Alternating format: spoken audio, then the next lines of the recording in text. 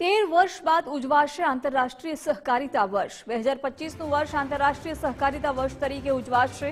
અગાઉ 2012માં આંતરરાષ્ટ્રીય સહકારિતા વર્ષ ઉજવાયું હતું। યુનો દ્વારા 2012માં ઉજવણી કરાઈ હતી। કેન્દ્રીય સહકારિતા મંત્રી અમિતભાઈની અધ્યક્ષતામાં ઉજવણી થશે। આવતીકાલે અમિતભાઈ શાહની આગેવાનીમાં ઉજવણી થવાની છે।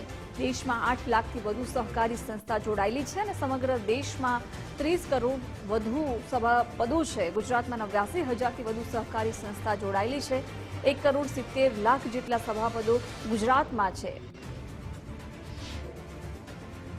એવું છે કે 2025નું આંતરરાષ્ટ્રીય સહકારી વર્ષ છે અને સહકારથી સમૃદ્ધિનું જે સૂત્ર પ્રાઇમ મિનિસ્ટરે આપેલું છે એની સમજ આજે ગામના દૂધ મંડળીઓ, સેવા મંડળીઓ, મહિલા મંડળીઓ, ઈટર મંડળીઓ બધા આજે એકઠા થઈ રહ્યા છે। લગભગ 4,000 થી 5,000 જેટલા મેમ્બરો નોંધાયેલા છે। એ બધાને તજજ્ઞો દ્વારા આ અમિતભાઈ જે સુધારા કર્યા છે કે ભાઈ મલ્ટિપલ કામ કરો, બીજા બધા ફાયદાઓ કરો, પ્લસ એમને હું આગળ જે કહેતો હતો કે એમને એક્સપોર્ટ સહકારી સંસ્થા નવી ઊભી કરીને ખેડૂતોનો જે માલ અહીંના બજારોમાં વેચાતો હતો એના બદલે એમને એક્સપોર્ટમાં એ એક્સપોર્ટ સોસાયટી દ્વારા માલ વેચીને પહેલા જ વર્ષે એમને 122 કરોડનો નફો કરીને 20% ડિવિડન્ડ વેચ્યું।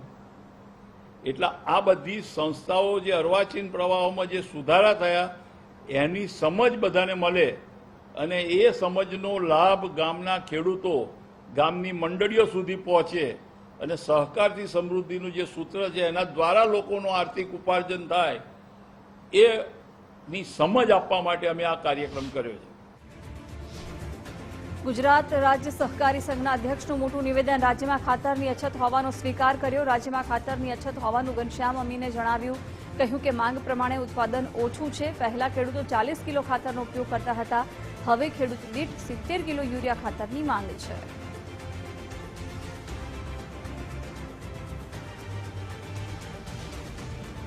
પણ આપણી રિક્વાયરમેન્ટ જેટલું ખાતર આપણે પેદા કરી શકતા નથી, એટલે આપણે એક્સપોર્ટ કરીએ છીએ, ઇમ્પોર્ટ કરીએ છીએ।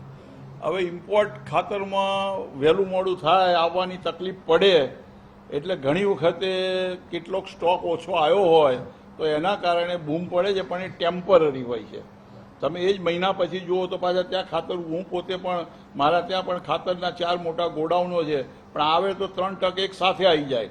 પછી જ્યાં સુધી નવું વેગન ના આવ્યું હોય ત્યાં સુધી ખેડૂતોને તો રોજે રોજ જોઈતું હોય, એટલે ના આવે એટલે ધમાલ કરે કે ભાઈ અમારે ખાતર નથી મળતું, ખાતર નથી મળતું, ખાતર નથી મળતું। પણ એ ટેમ્પરરી પ્રોબ્લેમ હોય છે। પણ બાકી ઇફકો, ક્રિપકો સહકારી ધોરણે મોટાભાગનું 60-70% ખાતર આપણે સહકારી ધોરણે પેદા કરી અને આપીએ છીએ। બાકી સરકારના ધોરણે ગુજરાત GNFC અને એના પણ 2-3 કારખાના છે, નર્મદા ફર્ટિલાઇઝર્સ, નર્મદા વેલી, એ બધા ભારત સરકારના પણ છે કારખાના, પણ એ બધા થઈને પ્રોડક્શન આપણું રિક્વાયરમેન્ટ જેટલું થતું નથી।